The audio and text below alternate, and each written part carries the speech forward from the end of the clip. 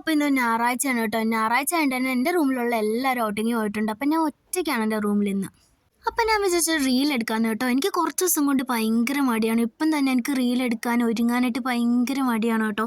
ഒന്നും ചെയ്യാനൊരു മൂഡില്ല. ചുമ്മാ ഇരുന്ന് ഇങ്ങനെ കരയും, റീലൊക്കെ കണ്ട് ചുമ്മാ ഇരുന്ന് കരയും. പിന്നെ നൈറ്റ് എനിക്ക് ഉറക്കവേ ഇല്ല. ഇന്ന് തന്നെ എന്നെ 2 മണിക്കൂർ എങ്ങാണ്ടേ ഉറങ്ങിയിട്ടുള്ളൂ. എനിക്കിഷ്ടമുള്ള കാര്യങ്ങളൊന്നും എന്നെ കൊണ്ട് ചെയ്യാൻ പറ്റില്ല. ഇപ്പം തന്നെ റീൽ എടുക്കാൻ നിന്നിട്ട് എനിക്കൊരു മൂഡും ഇല്ലായിരുന്നു. പിന്നെ നടുവേദന, ഷോൾഡർ വേദന. പിന്നെ ഇപ്പം കുറേ ദിവസം കൊണ്ട് ഒരു നേരം ഉച്ചയ്ക്ക് ഒരു നേരം മാത്രമാണ് ഫുഡ് കഴിക്കുന്നത്. ഫുഡ് പോലും എനിക്ക് കഴിക്കാൻ തോന്നുന്നില്ലായിരുന്നു. ഇതൊക്കെ കൊണ്ട് ഞാൻ ഗൂഗിളിൽ സെർച്ച് ചെയ്തപ്പോഴാണ് വൈറ്റമിൻ ഡി ഡെഫിഷ്യൻസി ഉണ്ടെങ്കിൽ ഇതൊക്കെ വരുമെന്ന് ഞാൻ കണ്ടത് കേട്ടോ.